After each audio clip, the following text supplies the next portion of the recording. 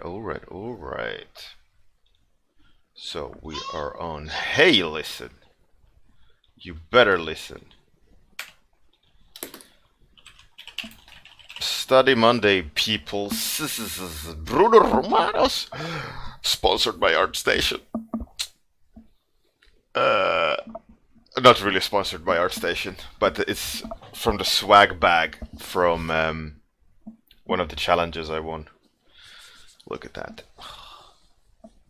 Be still, my beating heart.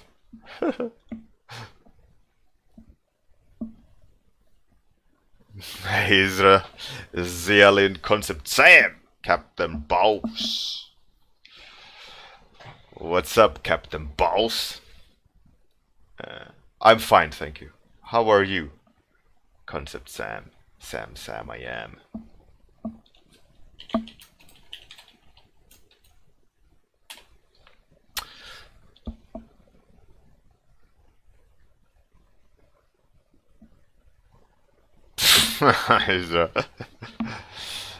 No, they don't care about me. So, if anyone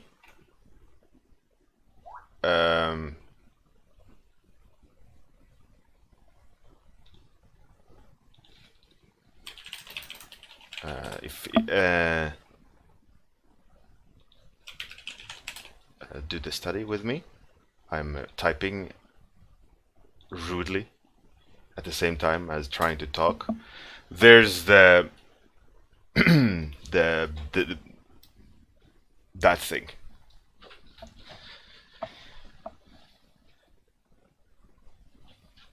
I'm fine, thank you, Captain Boss.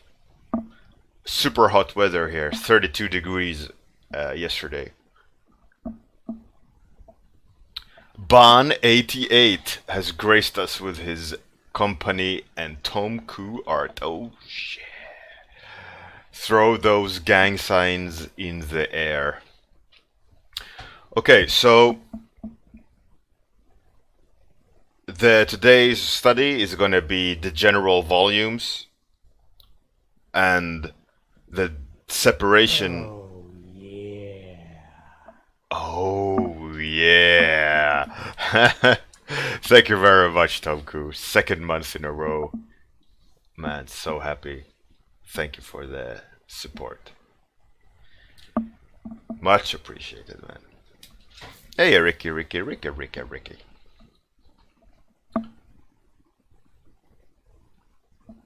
Hey, Sam Peterson Art. Thanks for the auto host. Anyway, so there's the reference. Gonna be looking for general pose and armor definition, kind of like how it is. There's a reference again if anyone want to join in.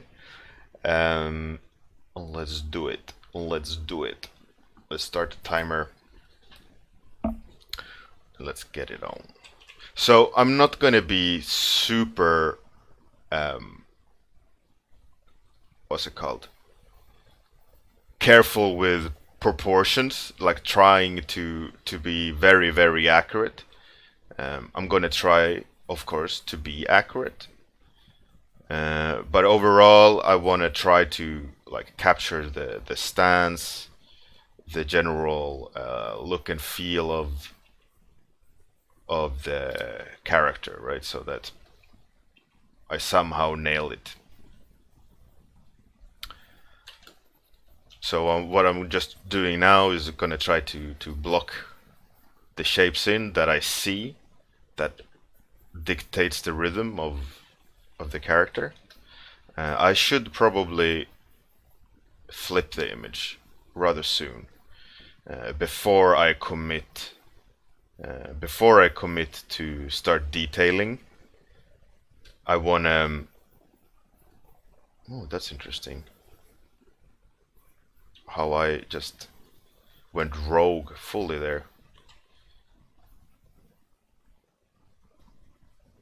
So I'm gonna try now, before flipping, to nail whatever is there, right? Somewhat accurate. Try to at least.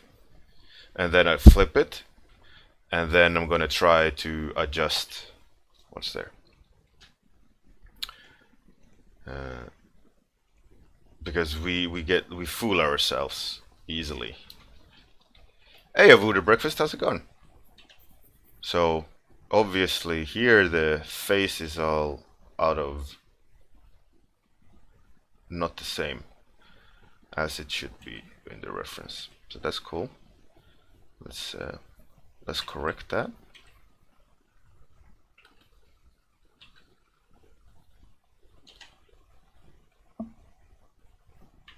Should be somewhat like that.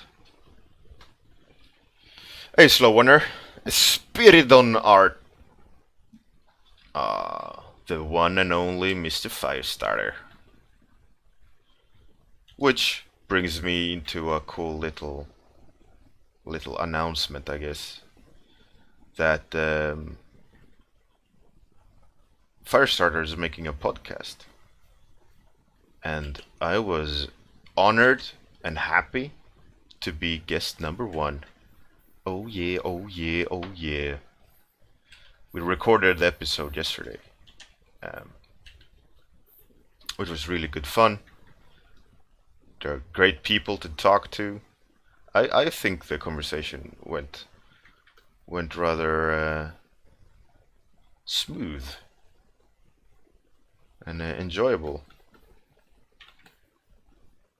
Hopefully you guys will enjoy it when they release it.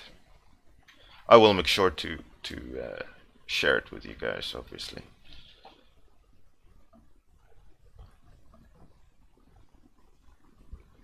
Hey, Ricky. No, I don't flip it that often.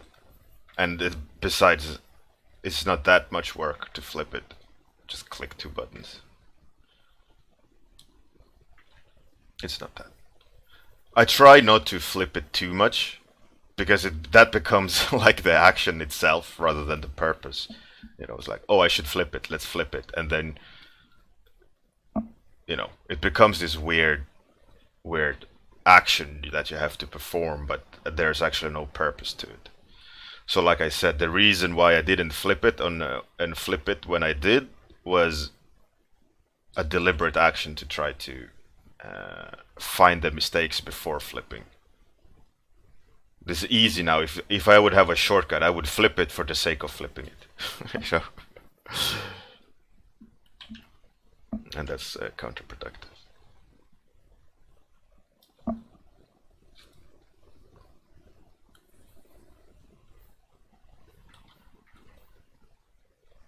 I would say though, I kinda nailed the pose somewhat. There is some mistakes, but I'm gonna run with those mistakes and let them be the mistakes they are, somewhat.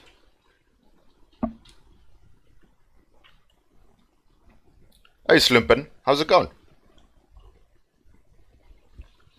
Amir, it will be on Firestarter's YouTube channel. Hey, the Mind Waker, how's it going? So I will link it, of course. Probably play it as well. I don't know, but it's I'll supply that later when it's out.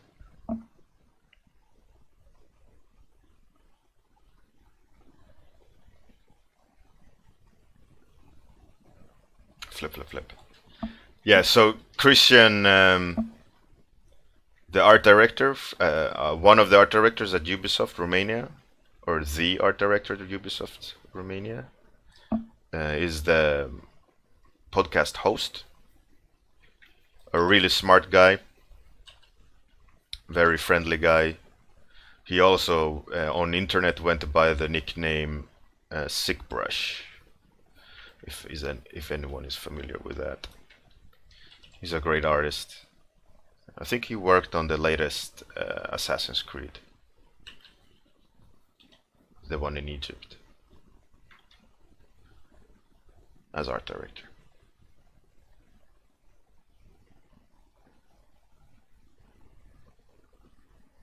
Slumpen, yeah, it's a nice reference. I thought I looked for something.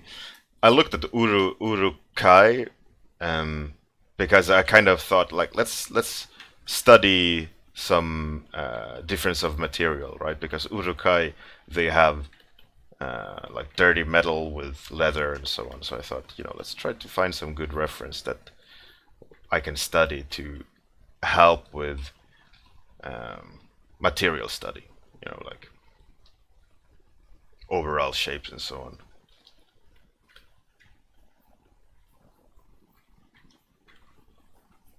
And I found this one, and I kind of like it. And I think I will be flipping. There's some mistakes I can see. One last adjustment before tightening. I mean, we are only 7 minutes in.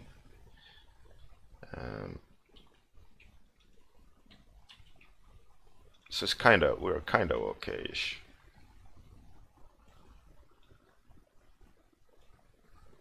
There's a cool pose though, I must say. And this hand is way off. Why are you the way you are?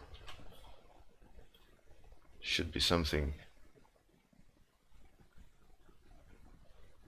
like that.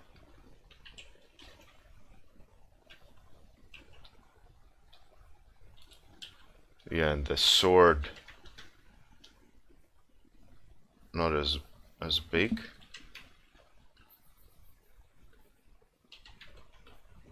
And like down to here.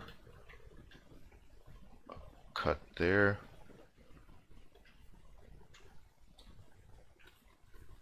Like so. Yeah, that's a little bit better, but still not good.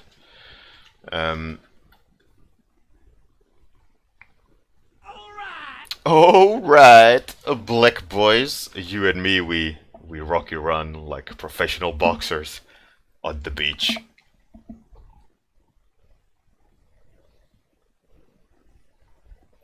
Yeah, if you ever meet Christian, he's one of the friendliest, honest people you'll ever meet. He's a really cool guy.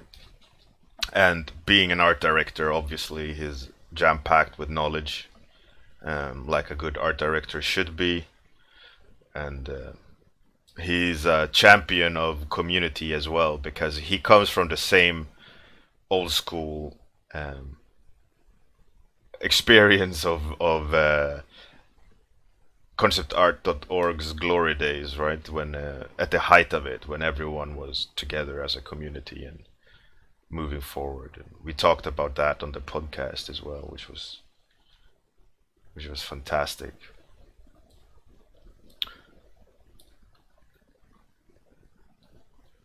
But here, for example, I don't know if Lou Rib is here, but here I'm now actively have to control the contrast in the decisions I'm making in terms of volume and details, because now there's a lot of high contrast areas that doesn't need to be there, and that's something that Lou Rib struggles a lot with in his stuff. That he's like local contrast is high, like in an area, and he doesn't vary the contrast depending on the light source on the overall character. So I just wanted to point out something when he sees it and if he sees this, that now I'm actually actively not. I'm working towards not making that mistake with contrast. So it has to be more subtle contrast. So it's not just full white and black stuff. It has to be subtle and paint away a lot of that blackness that doesn't need to be there. It just needs to be contrast. A change in value rather than high contrast, I guess.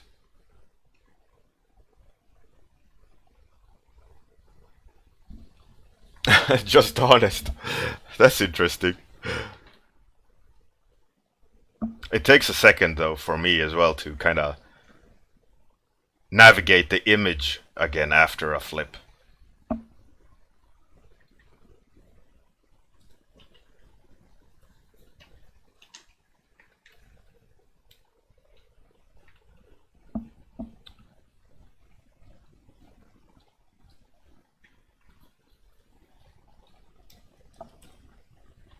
Man, whoever, I mean, I know it's Weta who designed the Urukai and the orcs of Lord of the Rings, but whoever designed the helmets, whoever artist that is, man, mad respect. I think it's one of the coolest designs of as of late. Like whoever designed them did fantastic job of like nailing the aggressive nature of the orcs.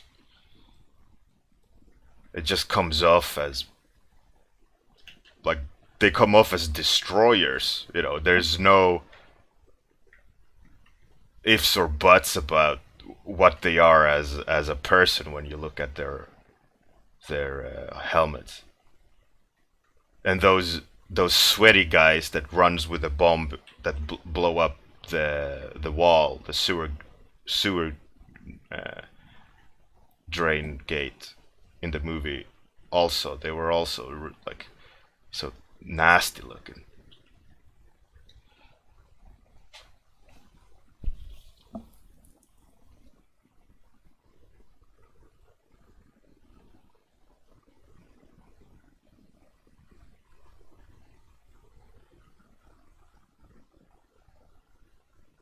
Hey, Sick Brush, what up, yo?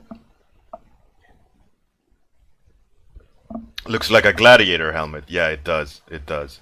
But whatever like flavor they forced into the design language is just, man, I'm so impressed by it. And I've always been impressed by Weta and how you know their designs are. The artists that work there are fantastic. Like for me, I would love to work with Weta. Like it's like a group of ninjas there. They definitely know their business. It would be sick to help design orcs or whatever. I mean, I did have the opportunity. Oh, that's a badly proportioned helmet, but whatever. I did work on one of the Lord of the Ring games for a while, um, but not designing, but as an illustrator. But it was still good fun, you know, like the honor of painting Frodo and Samwise, and but in that illustration, it was about the dwarfs rather than um, the first three movies. So it was that white orc, whatever his name was. It's cool to paint him and some orcs fighting.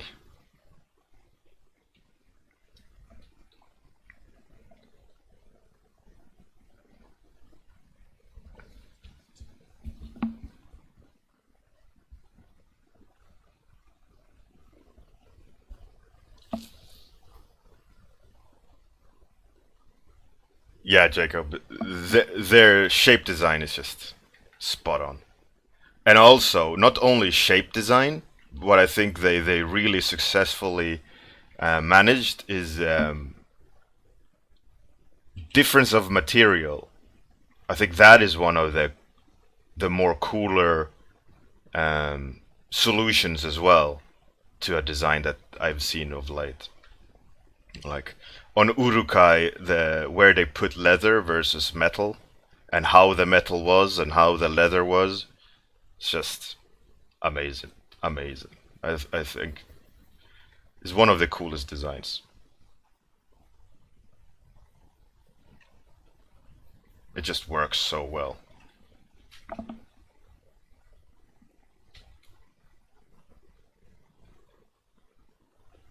The Weta art book, yeah. Spirit dude. Nice.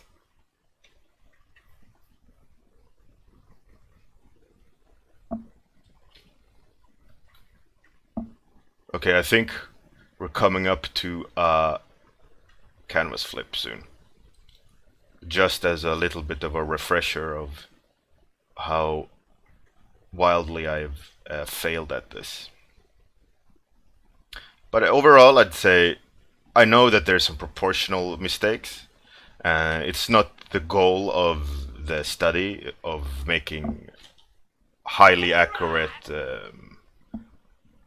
replication of what we're looking at.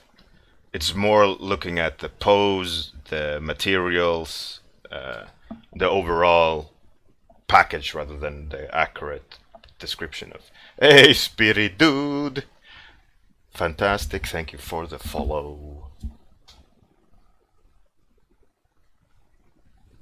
A voodoo breakfast, yeah, absolutely. That white hand is just sick.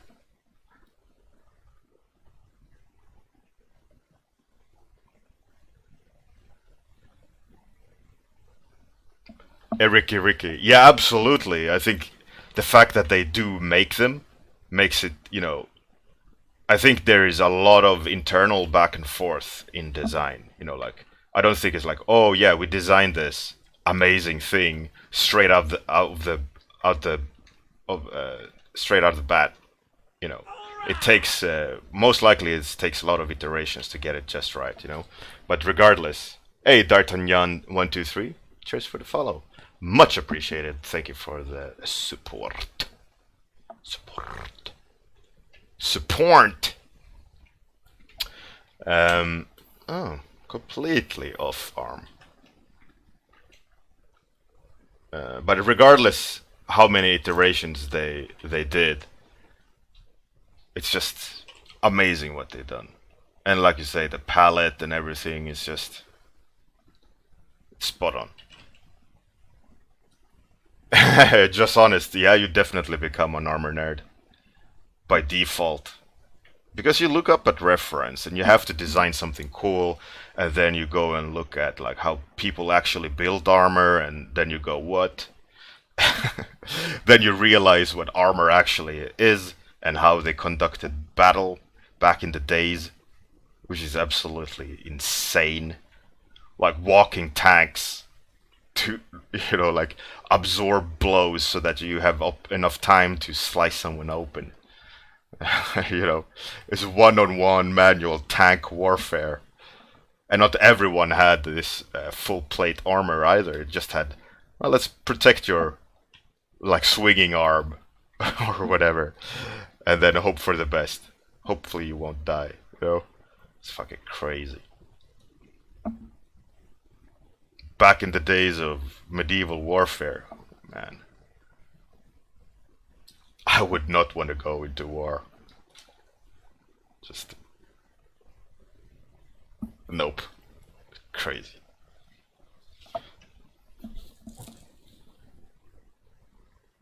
Yeah, armor nerds, Evan for sure. He's a full-fledged like medieval nerd.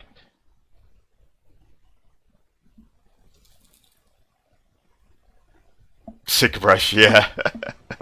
Well, the thing is, like, if you look at armor a lot of times, you notice when someone is making a mistake in the general uh, functionality of armor, right? It's not like design language or shape language. Is like, okay, that won't work because like you'll impale yourself when you lean over.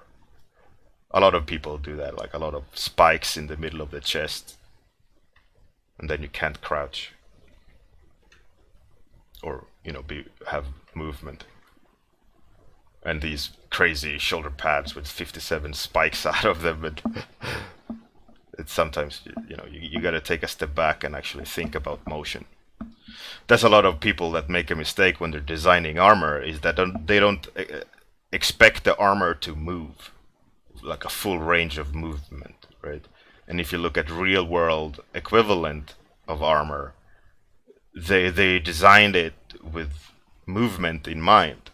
Like medieval knights wearing full plate armor, they had crazy agility, because it was custom made most of the time. Or if it wasn't custom made, it was designed in a way with leather straps and layers that you could adjust it so it fits you perfectly. And with that in mind, their actual movement on the battlefield, they were really fluid. Obviously, not as fluid as a unarmored man, but they could also take a hit, which was also cool. The way they set up the angles of the armor, so that any blow had a higher chance of glancing off. So that it wasn't blunt. Like it wouldn't absorb the hit. It would ideally make it slide off, glance off.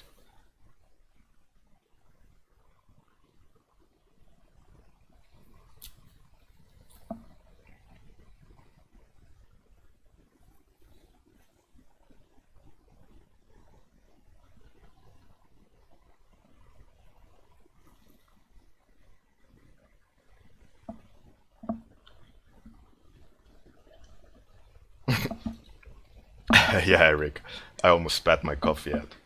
Warcraft have definitely shifted the idea of shoulder pads into absurdity, and you can definitely see a World of Warcraft fan when they design shoulder pads. It's like this madness, just pure madness.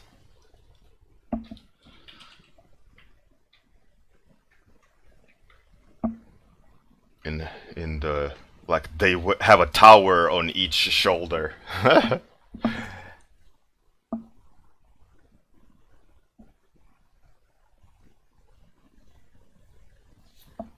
voodoo breakfast, really? That's really cool.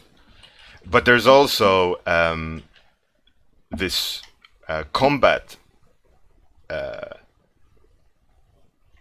group, which is performing live full contact medieval warfare, and they have medieval armor on themselves and blunted swords, and then they just go ham on each other, like knocking each other out, like blasting each other in the face with shields and buckling the armor and so on. I don't remember the name of it,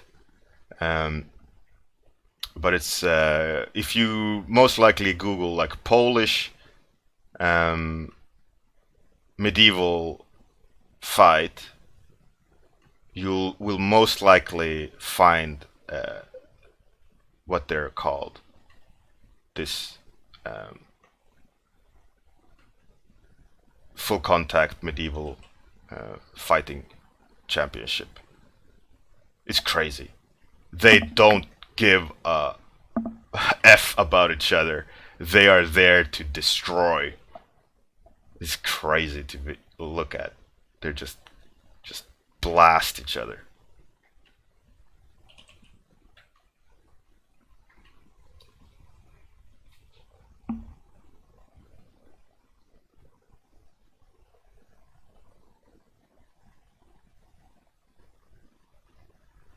IMCF? Oh, okay. Jacob, you love WoW armor? Oh, it's okay. I mean, it works for World of Warcraft. It is what it is in World of Warcraft, and that's cool. No one is shitting on it. It's just you can't do that armor outside of World of Warcraft.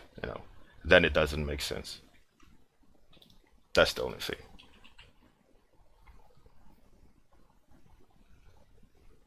And then that if that becomes like you go to proportions when you're designing anything. It is what it is. There's nothing wrong with it. Yeah, but IMCF is some crazy shit.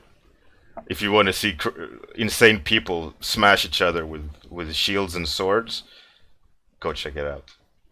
I checked a little bit out now and then, and it's like they don't hold anything back. They just swing for the fences. smash and blast each other in the face. It's crazy.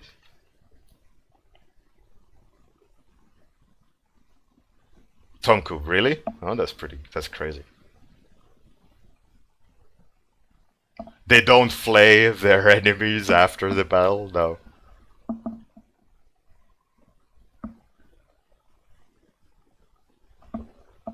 Brush, yeah. Cosplaying World of Warcraft just shows how silly the proportions are. It's not realistic, but it's also, it's a part of the charm of World of Warcraft. Everything is turned up to 11 in terms of shapes, which is not a bad thing. It's a cool thing to look at, and they've definitely defined a style by staying true to the proportions of old. They use that artist, whatever his name is, to help define the style years and years ago.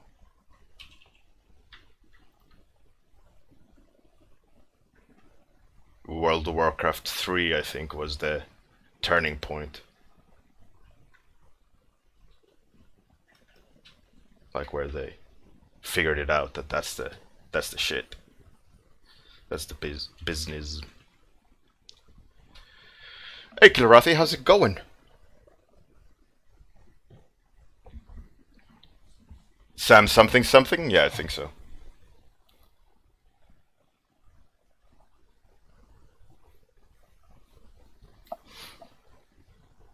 He obviously defined the style that they have evolved.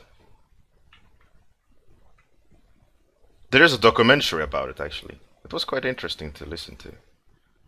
Like, how it all began. Because I remember those games when they came out. I was old enough, to...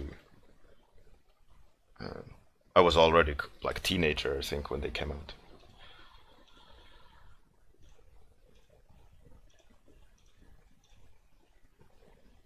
Alright, it's not a perfect study, but it does... I'd say it nailed what I wanted to study, which was the armor and material differences and the gesture. To just kind of get the feeling of how it's set up, right? I wasn't too concerned about likeness, even though I have made sure that it's somewhat accurate, just so it's a somewhat true representation of the source,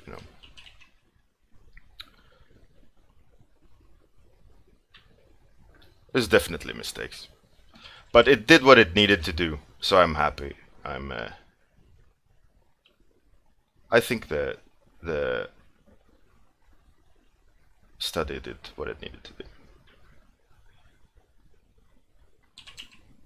And I think time is up.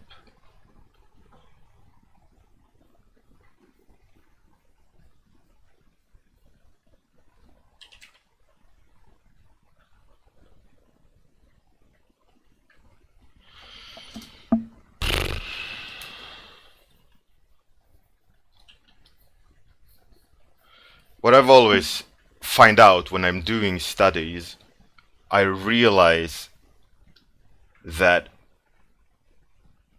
what makes something work really well is not throwing everything in there. What I find works really, really well is whatever you've put in there and that balance in between, how the little shape is bending over there, the little light over here, the form adjustment over there. When you micromanage all these little pieces together, even though they're very simple, when they all are adjusted to the place where they work together, like there's this point, this magic happening, like this comfort in, like, yes, this is the point where it's balanced, which I find really interesting when you're doing studies and you're having to adjust it to someone else's adjustments. And then you go like, there it is. There, I managed to capture whatever balance they had managed to capture. Oh, thank you, Erica. Left front of his foot.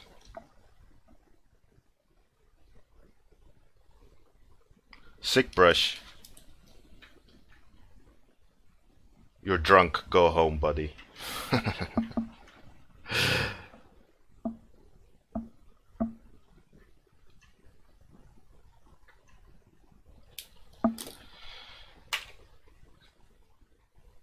Jacob. Yeah, but it's a part of it. It's a part of it, right? It's observation, it's study, it's all good. Nitpicking is a nitpicking. It's also good to do that at post, you know, so that you kind of figure out what's missing, where your mistakes, and so on.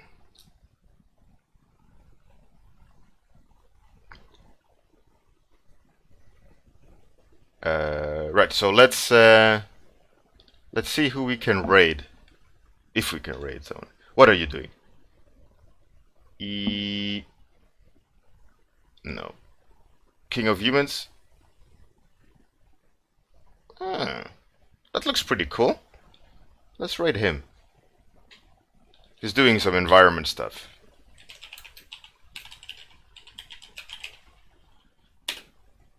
Boom. Alright, so raid on, you click the little thing, it asks you if you want to raid, join in, give him some love. He's a cool guy, it seems. I don't know him, but it's the second time I raid him. He does interior and environment concepts quite a lot. Raid is just you accepting to everyone goes at the same time over to his channel, like a Viking raid. Well, we're raiding the gates. See you guys tomorrow morning. Have a great day. Good night.